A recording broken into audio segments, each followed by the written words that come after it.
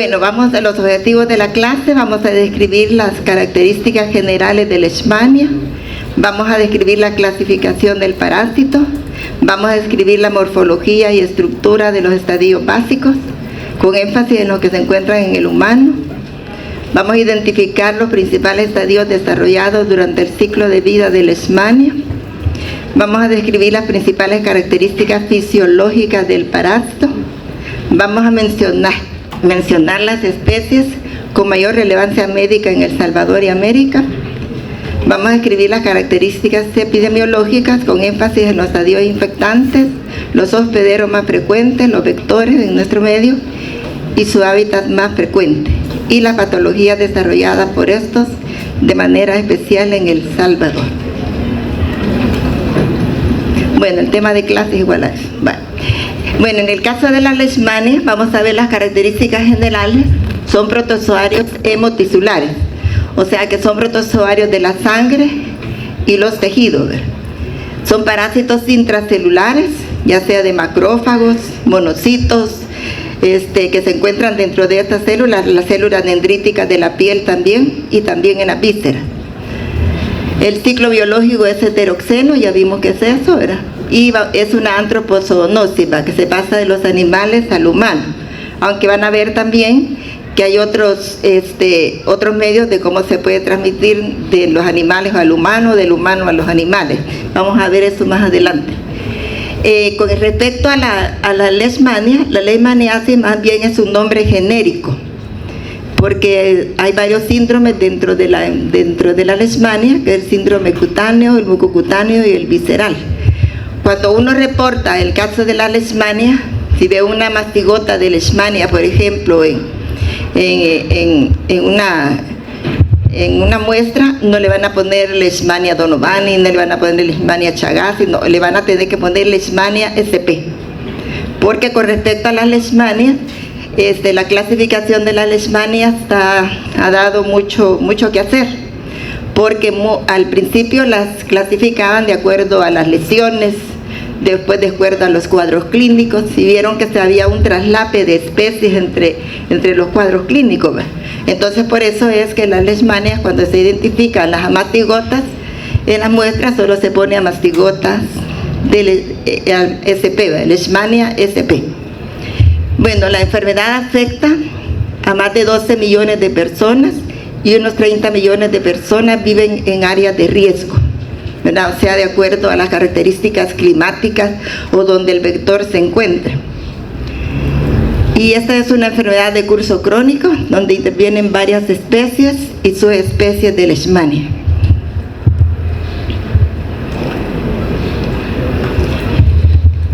Hay un reporte de que en América, Canadá y Chile y Uruguay no hay casos de Leishmania, pero no Centroamérica, no que América en general. En el Viejo Mundo sí, en Asia, África y Europa, y el vector en el Viejo Mundo es del Plebotomus. Y aquí en América, o sea, el Nuevo Mundo, el vector es la Luxomia. Fíjense bien cómo se escribe, Luxomia, ¿vean? Luxomia. Tiene una distribución cosmopolita, y la distribución en América está en áreas propicias para el vector. Como les decía yo, por ejemplo, tiene que ver la temperatura, la humedad, la altitud, que sea de unos 500 a 2000 metros sobre el nivel del mar. Por ejemplo, este parásito generalmente le gusta estar dentro de los troncos de los árboles, pero árboles que estén cerca de un lugar donde haya humedad, ¿verdad? Entonces este es el hábitat más predilecto de las Luxomias, porque es el vector que está aquí en el Nuevo Mundo, la Luxomia. Y en el Viejo Mundo el vector es el Plebotomus. ¿Y ustedes saben por qué le llaman Viejo Mundo y Nuevo Mundo? No. ¿Ah? ¿Saben ustedes que en un principio todos los continentes estaban unidos, ¿va? La Pangea. Entonces, después se empezaron a separar, ¿verdad? Y los primeros continentes que aparecieron fueron los de allá de Europa y todos esos lugares. Y después los continentes nuevos, que son desde América hasta América del Sur. Y se cree que Centroamérica es la última que emergió. Y creo que cuando venga la otra Pangea, nosotros vamos a salir primero. No, nos vamos a hundir primero en la cosa, no vamos a salir. Bueno, les estaba mencionando que en las leishmanias es bien difícil la clasificación, ¿verdad? Tanto de las especies y las subespecies. Y la clasificación generalmente se hace en función de la biología, o sea, cómo el vector se desarrolla en el flebótomo. Porque en el caso de esto del vector, hay veces que le gusta en todo el aparato digestivo, hay veces que arriba del píloro, entonces el vector tiene áreas predilectas donde se va a desarrollar. En el caso de la clasificación bioquímica, se hace a base de patrones isoenzimáticos, o sea, la secuenciación de múltiples loci, y este es el actual estándar de oro, los patrones isoenzimáticos, es lo que más se utiliza en la clasificación de la leishmania. Y en la inmunología se puede ver en análisis parasitario o anticuerpos monoclonales, o usando también la filogenia molecular. O sea que en las leishmanias es bien difícil la clasificación, ¿verdad? Pero sí, actualmente todavía se utiliza a dónde se multiplica la leishmania, ¿verdad? Si se multiplica en el aparato digestivo, eso sí siempre se utiliza. Pero el estándar de oro son los patrones isoenzimáticos. Pregunta de examen.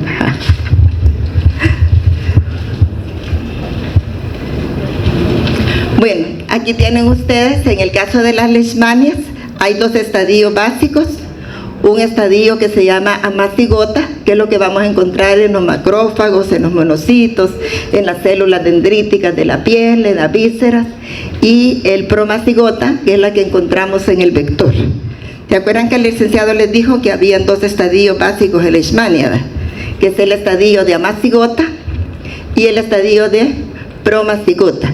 Esto que tienen aquí son macrófagos infectados con amacigota, ¿verdad? Que muchas veces se ven afuera del macrófago, pero no es que sean extracelulares, son intracelulares. Lo que resulta es que cuando el macrófago está bien parasitado, ¿verdad?, bien lleno, se rompe el macrófago y las amacigotas salen. Y aquí tienen el estadio de promacigota. Ese estadio de promacigota es diferente al epimacigota que ustedes vieron en el caso del trypanosoma. ¿Verdad? Aquí se llama promacigota.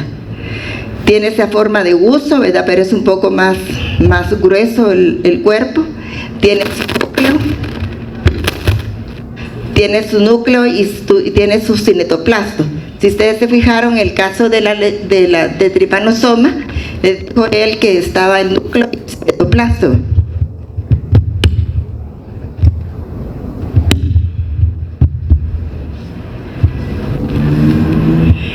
Y en el caso del epimacigota de trypanosoma, el cinetoplasma está cerca del núcleo, pero en el caso del promacigota, el cinetoplasma está alejado del núcleo. Esa es una de las características, porque muchas veces se confunden con si es promacigota o si es epimacigota. Con el tripomacigota de leishmania no hay problema, de trypanosoma no hay problema, porque el cinetoplasma es posterior, ¿verdad? Pero en el caso de las epimacigotas sí se pueden confundir con las promacigotas. Bueno, esto que tienen acá es el aparato digestivo del vector. Les decía yo que muchas veces se utiliza como base de la clasificación, ya lo vamos a ver en los grupos, dónde es que la macigota se está multiplicando dentro del vector. Bueno, más de todos serían los promacigotas, no los amacigotas. Los promacigotas se están multiplicando dentro del vector.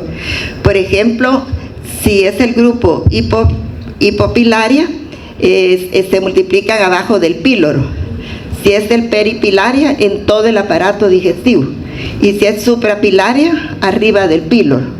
O sea, esas son las zonas donde los parásitos de leishmania se multiplican, ¿verdad? O sea que el grupo hipopilaria, les decía, abajo del píloro, el peripilaria en todo el aparato digestivo y el suprapilaria arriba del píloro. Esos son los grupos de la leishmania, donde se multiplican.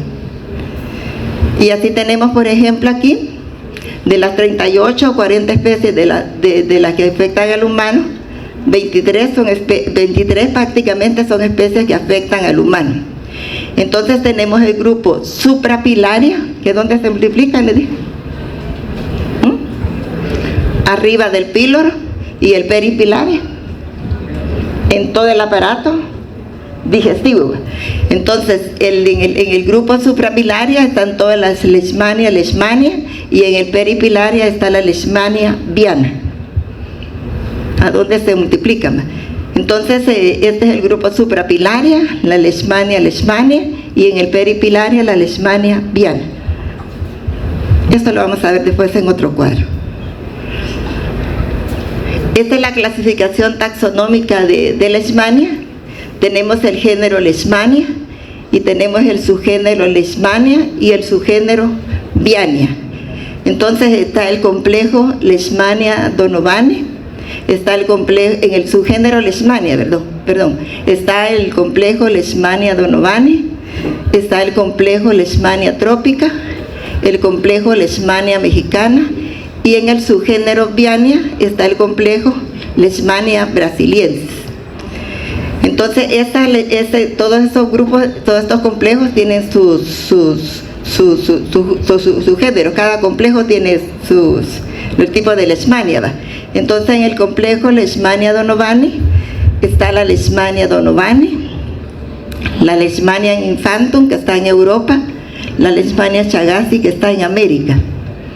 Y en el complejo Leishmania trópica está la Leishmania trópica, la Leishmania mayor, la Leishmania etiópica y la Leishmania quilixi.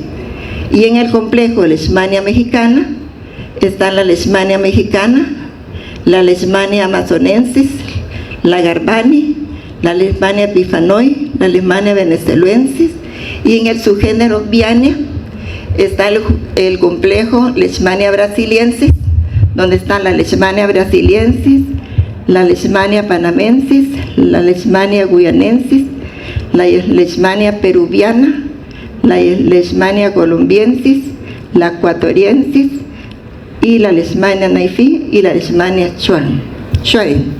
O sea que todos esos grupos se los tienen que aprender, ¿verdad? ¿En qué complejo se ubica la Leishmania trópica? Bueno, es más fácil, ¿verdad? Porque está en el complejo trópica.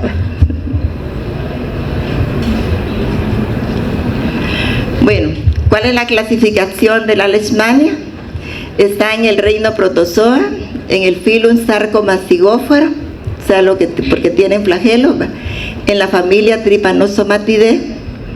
Es el género Leishmania, el subgénero Leishmania y Viana, que recuerdo que son dos subgéneros, y aquí faltan especies, ¿va? Solo les he puesto algunas: la donovani, infantum, chagassi, trópica, mayor, mexicana, brasiliensis. No he puesto todas las especies, ¿verdad? Según los complejos que tienen ahí van a encontrar las demás especies que son.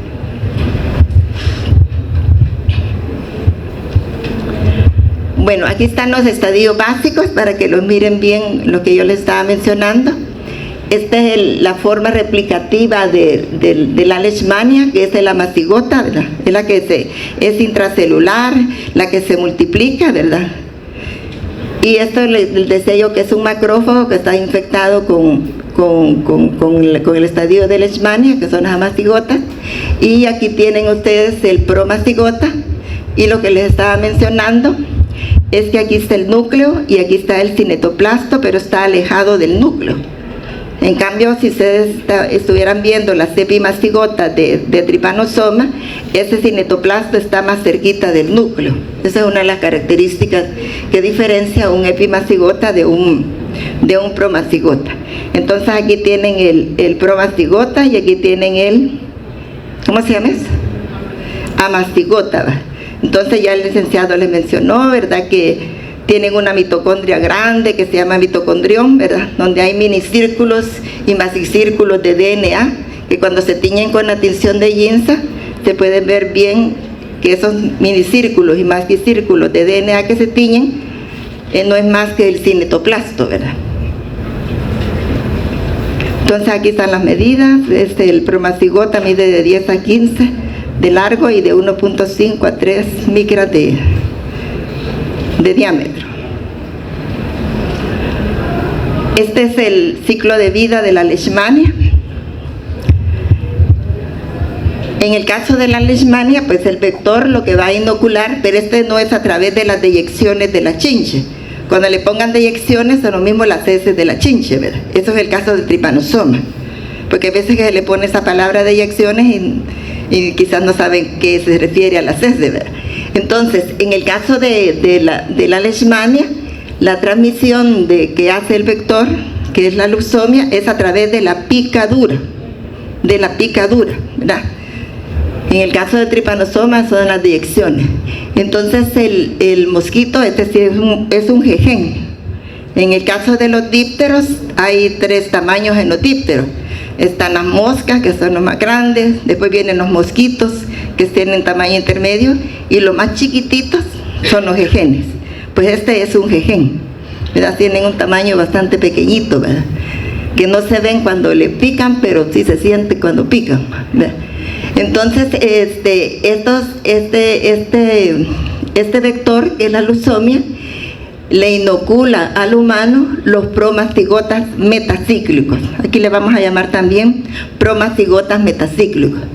Esos promastigotas metacíclicos, cuando pica el vector, inocula casi a 0.1 milímetros de la piel la picadura. Y generalmente este vector hace una cosa que forma como un charquito de sangre donde va a introducir el parásito. Entonces esos promastigotas son fagocitados por los macrófagos, también las células del Langerhans, los monocitos, les decía yo, las células dendríticas de la piel, la víscera.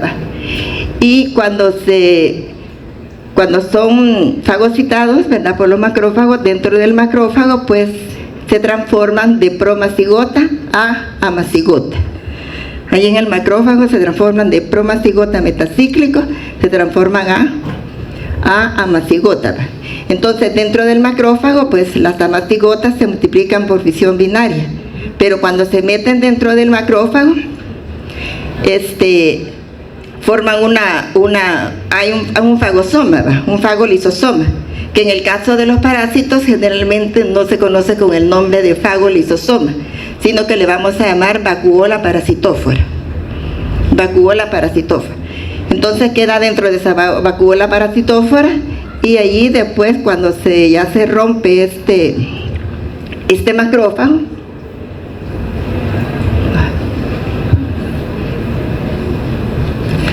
cuando se rompe, pues entonces se liberan las amacigotas, y esas son las amacigotas que las que toma el vector, que es la luxomia. Entonces, en la luxomia, ¿verdad?, se toma las amacigotas cuando se alimenta de sangre de una persona que tiene leishmaniasis, ¿verdad? Toma las amacigotas, ingiere los macrófagos, que es donde van las amacigotas, ¿verdad? Pero hay una cosa que como que se forma una bolita entre las amacigotas y la sangre que ha tomado el vector. Entonces esa como bolita que se forma lo que se llama una membrana peritrófica, que adentro van las amacigotas, ¿verdad? Entonces dentro del vector estas amacigotas pasan por diferentes estadios. Primero pasan por un estadio que se llama nectomonas, aptomonas, paramacigotas, pero esos son estadios bastante transitorios, ¿verdad? Y por eso en el caso de la leishmania, los 2 estadios básicos que se toman solo son el promacigota y el amacigota. Estos son muy transitorios, ni se los voy a preguntar. Entonces el vector se lleva las amacigotas, ¿verdad? Entonces esos amacigotas se transforman en promacigotas.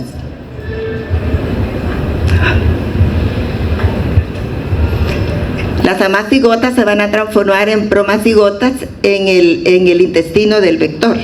Eso tarda aproximadamente de unos 4 a 25 días. Y después estas promacigotas, se transforman ¿en qué serían esas? ¿En qué se van a transformar las amacigotas?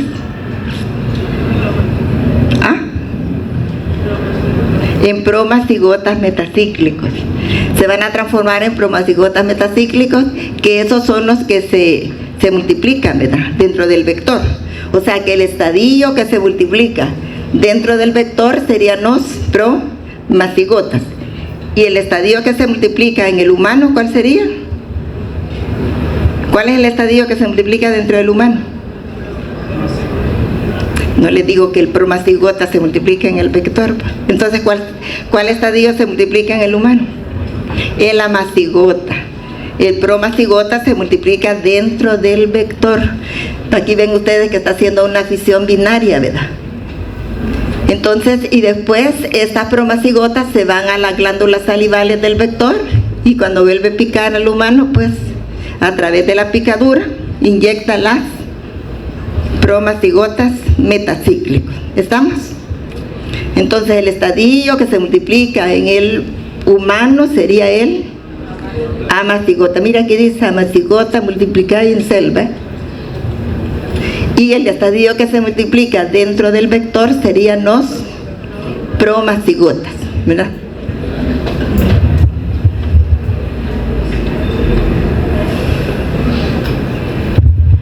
¿Cuáles son los mecanismos de transmisión de las leishmanias? Pueden ser a través de la picadura del vector. Otra forma de transmisión sería la transfusión sanguínea.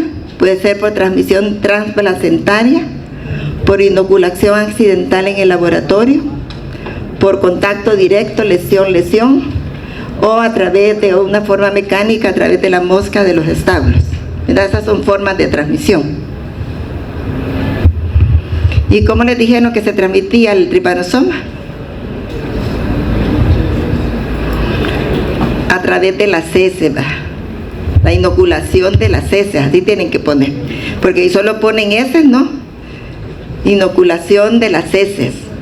O sea que en el caso del tripanosoma, el tripanosoma tiene una forma bien chistosa, que ahí donde ha picado defeca, se da vuelta así, y ahí mismo defeca.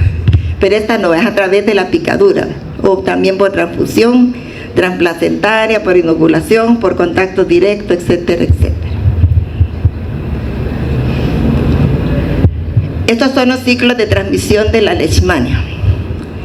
Puede haber un ciclo zoonótico silvestre, donde todos los animales silvestres se están transmitiendo la leishmania, ¿verdad?, entre ellos.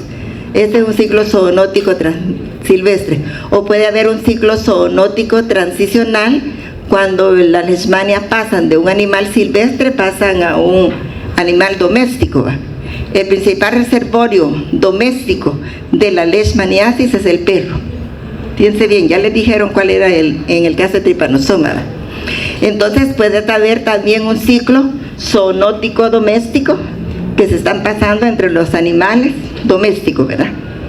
El transicional es de un animal silvestre a un doméstico. El zoonótico silvestre es entre los mismos animales silvestres. Entre el zoonótico doméstico, entre los animales domésticos. Pero está otro ciclo que se llama ciclo antropozoonótico. Para que no se confundan, siempre la transmisión va de aquí para acá. Si yo digo que es un ciclo antropozoonótico transicional, ¿de dónde a dónde se está transmitiendo la leishmania? Va de aquí para acá. Con eso le estoy diciendo ya bastante. De los animales al humano. Entonces aquí está la flecha, ¿ves? De los animales al humano, ¿verdad?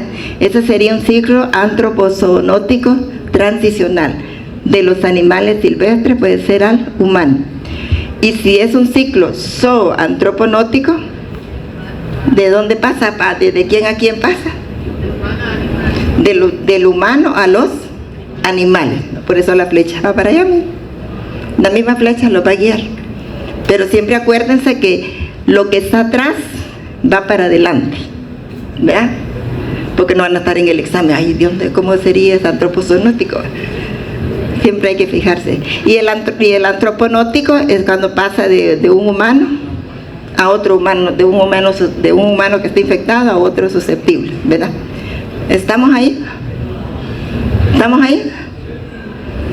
Si yo les pregunto en el examen, el ciclo antropozoonótico es un ciclo que se lleva a cabo de los animales al humano, del humano a los animales, o de un silvestre a otro silvestre, o de un doméstico a otro doméstico. ¿Cuál sería?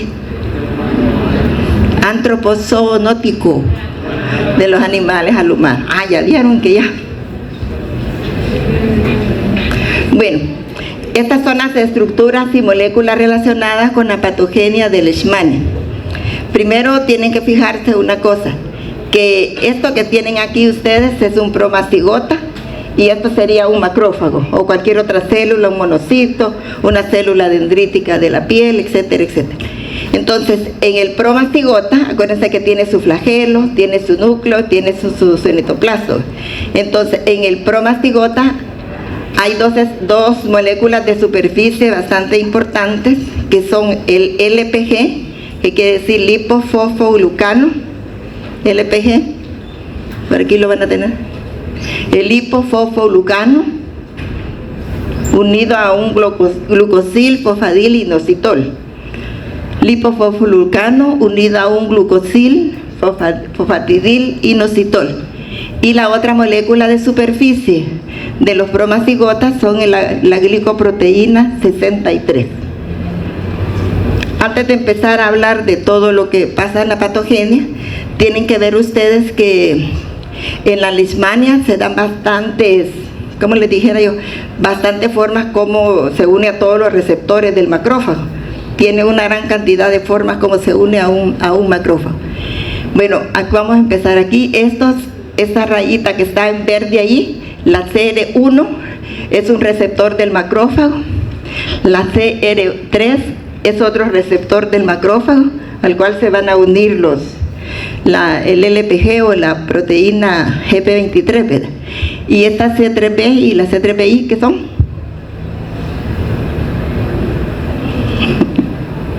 ¿Qué son la C3B y la C3BI?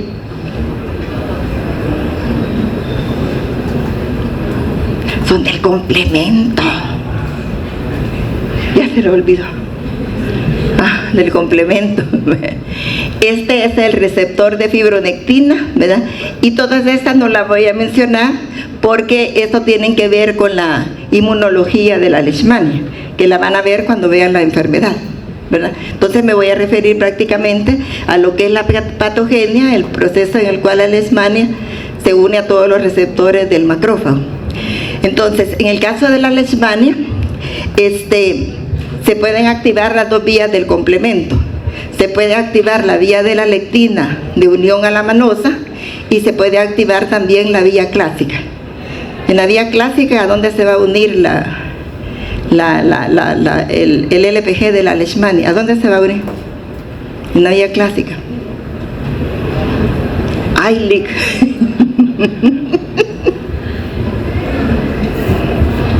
Bueno, ahí se los pregunto en el examen. Bueno, entonces tienen aquí, les decía yo que en el promastigota tenemos aquí la glicoproteína 63 y tenemos también el lipofosfoglucano. No se llama lipopolisacárido, se llama lipofosfoglucano unido a glucosil, fosfatidil, inositol. Y esta es, bueno, tienen que ver una cosa, que en el caso de la leishmania, les decía yo que se puede unir, puede activar las dos vías del complemento, la lectina de unión a la manosa y la vía clásica del complemento. Porque este lipofosfoglucano tiene cadenas laterales de carbohidratos y en esos carbohidratos está la manosa. Entonces, ¿a quién se va a unir? A la lectina de unión a la manosa, ¿verdad? Por eso es que se une a la lectina de unión a la manosa. Entonces, esta unión de la lectina de unión a la manosa puede activar la vía de la lectina de unión a la manosa, valga la redundancia. La otra molécula que tiene, que es el GP63, que sería esa molécula, el LPG, que es la que se une a la lectina de unión a la manosa, también se puede unir a la proteína C reactiva. Tanto la lectina como la proteína C reactiva son proteínas séricas. Entonces, cuando se une el lipofosfoglucano, se une a la proteína C reactiva, puede activar la otra vía del complemento, que es la vía clásica. Entonces, cuando está solo el lipofosfoglucano, se une a la manosa, ¿verdad? Pero cuando ya va unido a la proteína C reactiva, va a activar la otra vía del complemento, que es la vía clásica, ¿verdad? Unida a la lectina de unión unida a la proteína C reactiva. Entonces, estas dos moléculas, como les decía yo, pueden activar estas dos vías del complemento, y eso da como consecuencia un incremento de las opsoninas. ¿Cuáles opsoninas se van a incrementar?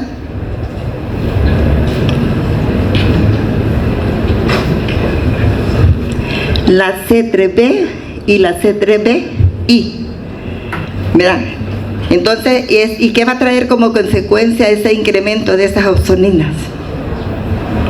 No. ¿Qué son las opsoninas? ¿Qué hacen el parásito? ¿Qué hace? ¿Qué pueden hacer? Van a promover la fagocitosis, ¿verdad? Entonces, como que el parásito se recubriera de esas moléculas, ¿verdad? Entonces hay un incremento de la fagocitosis. Entonces, esta proteína GP63 es una glicoproteína que es una metaloproteasa, y esta metaloproteasa también puede dar lugar al clivaje de esa C3b en C3bi. Esto es lo que hace la GP63. Y esa GP63 también tiene unos residuos de serina, ácido aspartico, treonina, y todos esos residuos son parecidos a la fibronectina. Y por eso es que la leishmania, porque tiene esos residuos parecidos a la reptina, se va a unir también al receptor de fibronectina que está en el macrófago. Fíjense bien, ¿verdad? Porque tiene la GP63, les decía que tiene esos residuos de serina, arginina, tirosina, ácido aspartico, ¿verdad? Que son semejantes a la fibronectina, y se puede unir al receptor de fibronectina del macrófago. ¿Cuáles son los receptores que le dije que estaban en el macrófago? Ah, bueno, no se los mencioné. Bueno, en el macrófago están dos receptores, que es el CR1 y el CR3. Entonces, a esos receptores del macrófago es que se unen el hipofosfolitán y también la proteína GP63 de la leishmania. En la leishmania hay una característica que se une a múltiples receptores, y esa capacidad de unirse a múltiples receptores hace que se lleve a cabo una fagocitosis bastante rápida, y por eso es que no lo destruye el fagolisosoma que se está formando, ¿verdad? Porque es una fagocitosis bien rápida que se da, y tampoco evita también que el fagolisosoma no la destruya, porque tiene otra característica, que las enzimas lisosomales, en lugar de atacar a la leishmania, le favorecen la multiplicación, ¿verdad? Le favorecen la multiplicación. Entonces, esa favoreciendo de la multiplicación hace que la leishmania se pueda multiplicar dentro de los macrófagos. Y también les decía que el LPG también se puede unir a otro receptor del macrófago, que es la manosa fucosa. ¿Cuántos receptores llevo ya? ¿Cuántos receptores del macrófago les he mencionado? La LPG se puede unir a un receptor del macrófago, que es la manosa fucosa. O sea que toda esa capacidad que tiene la leishmania de unirse a múltiples receptores hace que la fagocitosis sea bastante rápida, ¿verdad? Y no lo afecte las enzimas lisosomales, y también evita que también el complejo de ataque de la membrana tampoco la destruya. ¿Han entendido?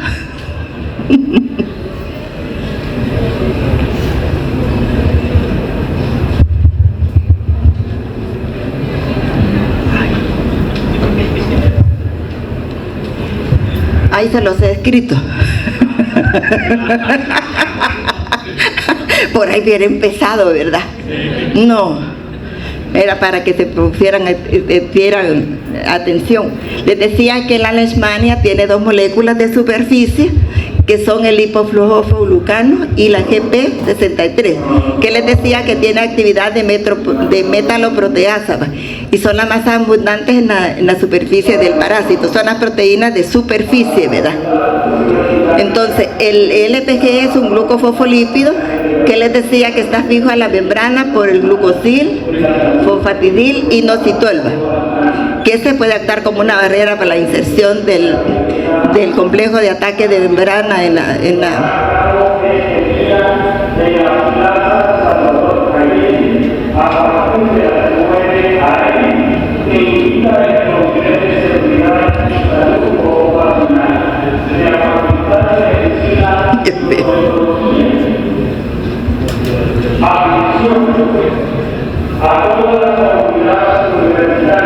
ni se le entiende.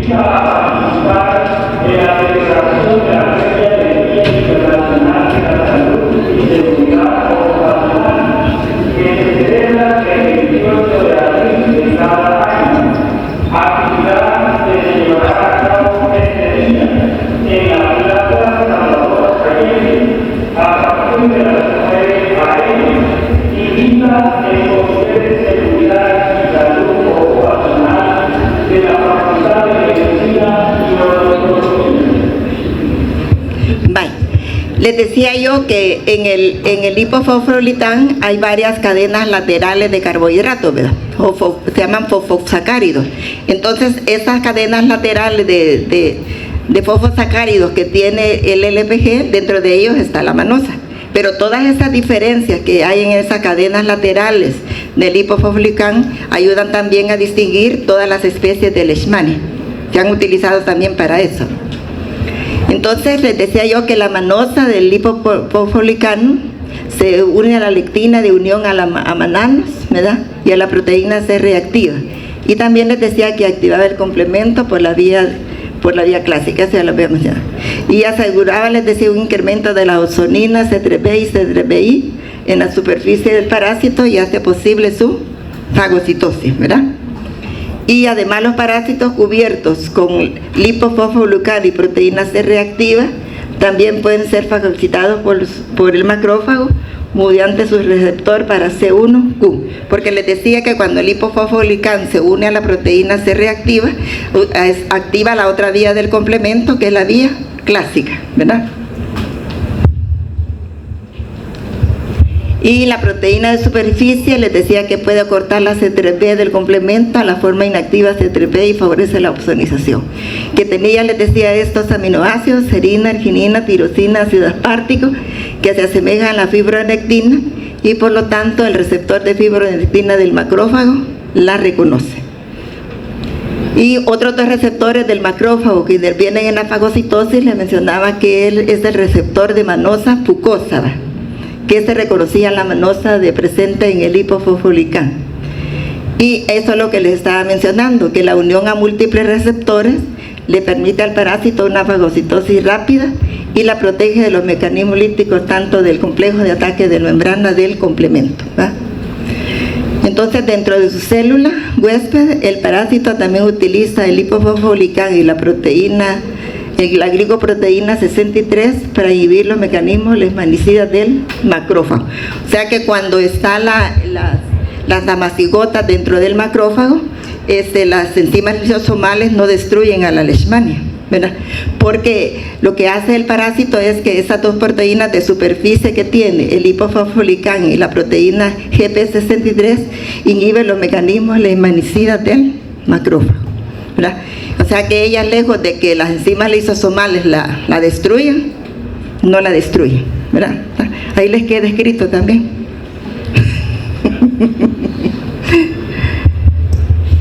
Por ahí viene pesado, me dice. Era para que prestaran atención. Ya 2 veces decirlo, tal vez se les quede un poquito más. Va. El vector de la leishmaniasis es el género Luxomia sp. Hay varias especies de Luxomia, ¿verdad? La que está reportada aquí es la Luxomia longipalpis, pero nosotros hemos hecho un estudio con el licenciado Miguel y hemos encontrado otras 4 especies de Leishmania, de Luxomia, perdón, que todavía no se ha publicado el estudio. Bueno, tiene una longitud de 2.5 a 3.5 milímetros. Las características de este vector es que tiene las alas así pilosas, o sea, peludas, erectas, ¿verdad? Formando un ángulo como de 60 grados. Es jorobado, peludo y tiene los ojos saltones. Es una característica del vector. Jorobado, peludo, ojos saltones, alas erectas formando un ángulo de 60 grados y que las alas son pilosas. Y las responsables de transmitir la leishmaniasis son las hembras. Los machos no hacen nada nunca.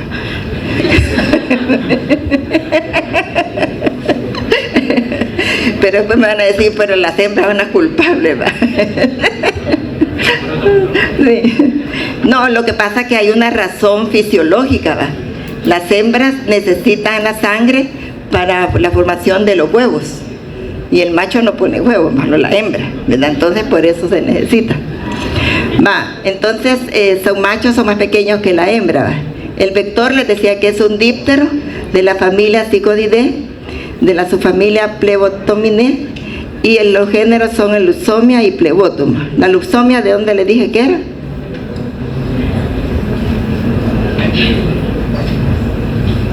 ¿Del Nuevo o del Viejo Mundo? Si están aquí en América, ¿qué somos nosotros? El Nuevo Mundo. Y allá en Europa, todos los países son el Viejo Mundo. Va, solo les traigo esto para que miren que para la identificación del vector de la leishmania es bien difícil identificarlas, porque como son bien peludas, ¿verdad? Hay que pasarles un proceso de clarificación y diafanización para poderlas identificar.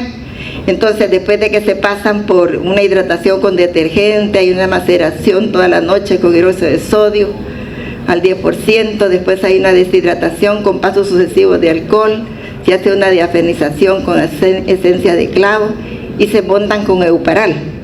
Pero para identificarlas hay que seccionarlas. Imagínense estar con un jején tan chiquitito viendo a través del microscopio, ¿verdad? Y cortarle el cibario, o sea, la cabeza. El cibario es el aparato bucal, ¿va? Se corta con todo y la cabeza. Esta es el cibario ya a más aumento, y esta es la parte final del abdomen de la hembra, donde está la espermateca. Se lo menciono esto porque en el laboratorio van a poder ver algunas espermatecas, y las espermatecas solo la tienen la hembra, porque las espermatecas son el receptáculo seminal, donde se almacena el semen, ¿verdad? Por eso espermatecas solo las hembras tienen. Y aquí está el macho, ¿verdad? Se identifican con todos el lóbulo lateral, el gonopodio, gonococcito, bueno, tiene un montón de cosas ahí. Y hay que pasar una clave. Bueno, los reservorios, está el Didelphis sp, que es el gusuco, ¿va? La rata, Cerratus ratus, el Cerdociontus, que es el lobo, el Colepus bradipus, que es el oso, es el perezoso, perdón, la Tamandúa tetradáctila, que es el oso hormiguero, y el principal reservorio doméstico es el perro, ¿verdad? Ese es el principal reservorio doméstico. Así que bueno, y hay perros que le dan leishmaniasis. Si miran un perro con leishmaniasis, con las lesiones, ahí nos avisan. Bueno, ¿cuáles son las formas clínicas de la leishmaniasis? Hay una leishmaniasis localizada, tenemos una leishmaniasis difusa o lepromatosa, ¿verdad? Como que tiene lesiones igual a la lepra, por eso se llama así. Está la leishmaniasis mucocutánea, que afecta cartílago, y la leishmaniasis visceral. Esta diapositiva se la voy a pasar, pero es cuando yo di la clase de leishmaniasis en transmisibles 2, ¿verdad? Solo para que vean las lesiones típicas en cada uno, no porque no les vamos a preguntar, porque eso solo es para que la vean. Entonces aquí está la leishmaniasis cutánea, ¿verdad? Que empieza así como una pápula, después cuando pica el vector, ¿verdad? Esa pápula va aumentando de tamaño, se hace un nódulo, después se ulcera y se ve esta lesión así ulcerada ya. Y la leishmaniasis cutánea diseminada, que también empieza como una pápula, ¿va? Pero después aumenta de tamaño y ahí aparece un montón de nódulos por todo el cuerpo. Luego está la leishmaniasis mucocutánea, que esas son lesiones ya destructivas que destruyen también las mucosas nasales y orofaringeas, ¿va? Y luego está la leishmaniasis visceral, pues que afecta a la víscera, ¿va? Se conoce también como cala azar o fiebre dundum. Bueno, según la leishmaniasis, según la OMS, la leishmaniasis se encuentra desde Norteamérica, Suramérica, Europa, África y Asia. O sea que es endémica en todas las regiones que son tropicales y subtropicales, ¿va? Y cuando se ve un caso es de notificación obligatoria, reportarlo, ¿verdad? Tiene una prevalencia mundial de 12 millones de casos, con una incidencia anual de 1 a 5.2 millones de nuevos casos para la leishmaniasis cutánea y 50.000 para la leishmaniasis visceral. En América se han reportado casos desde el norte de Argentina hasta el sur de Texas. Eso es con respecto a la epidemiología. Y aquí están todos los países, ¿verdad?, que son endémicos de transmisión del vector, que son todos los que están en rojo, ¿verdad? Esos son países endémicos que tienen el vector, ¿verdad? Están otros países endémicos con transmisión vectorial, pero así ocasional, ¿verdad? Y están países que no endémicos, con transmisión transplacentaria, donación de sangre y otros órganos. Casi se parece un poco a la tripanosomiasis, ¿se han fijado? Y estos son los casos reportados de leishmaniasis, tanto cutánea como leishmaniasis visceral, que están aquí en el país, ¿verdad? Por ejemplo, en Santa Ana se han reportado casos de leishmaniasis cutánea y leishmaniasis visceral. En Chalatenango hay leishmaniasis cutánea y visceral. En Cuscatlán, solo casos de leishmaniasis cutánea. En La Libertad, leishmaniasis cutánea. En Sonsonate, leishmaniasis visceral y cutánea. Y en Cabañas, leishmaniasis visceral y cutánea. En San Vicente, leishmaniasis visceral y cutánea. En Usulután tenemos la leishmaniasis cutánea. En Morazán, leishmaniasis visceral. San Miguel, leishmaniasis visceral y cutánea. Y La Unión, leishmaniasis visceral y cutánea.